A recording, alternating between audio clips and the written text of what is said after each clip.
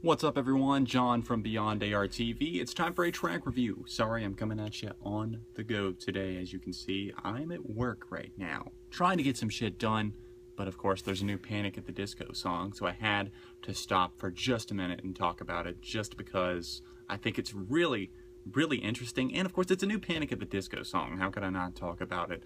Panic have been consistently one of my favorite bands over the years.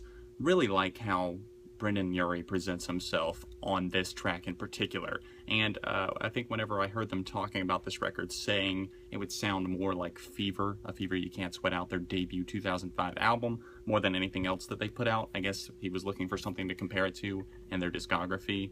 But Death of a Bachelor is the name of this new song, and I can definitely see what he was getting at with that comparison.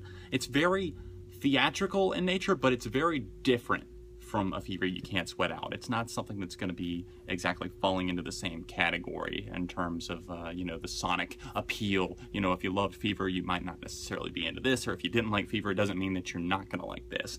Death of a Bachelor, if I had to describe it, it's like Brendon Urie's Frank Sinatra type persona meets modern production, because there's definitely some rolling drum machines and programming in the background that feels a little unnecessary. Feels like it's pandering just a little bit, just to try and not necessarily get radio play, but just to modernize it a little bit so that people understand what's going on. But I think I would have liked it even more if it had just kind of stripped that out of the equation. I'd love to see a version surface that doesn't feature that. It was the record of the day. Pete Wentz is filling in for Zane Lowe on Beats 1, which I've actually been listening to this week, and I'm kind of glad that I did, because that's how I found out that this new song was premiering. I loved Hallelujah. If you want to see my thoughts on that, I'll link it down below in the description.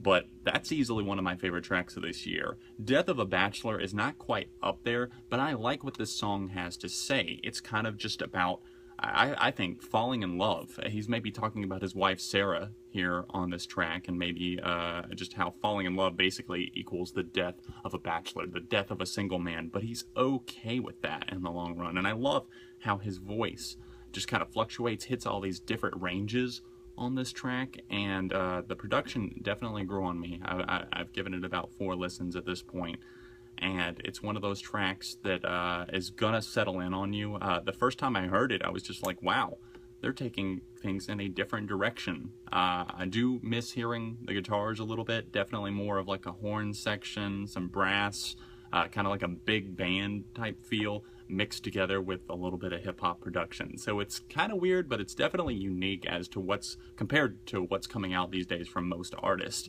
So overall, I'm enjoying it. I don't know what you guys are thinking, but Death of a Bachelor, yeah, Panic at the Disco, I want to see more. I'm looking forward to the album, I'm going to tell you that. Wasn't too huge on their last album, Too Weird to Live, Too Rare to Die, but everything in their discography is at the very least pretty solid. So if you're excited about this song, or if you haven't heard it yet, definitely check the link in the description down below.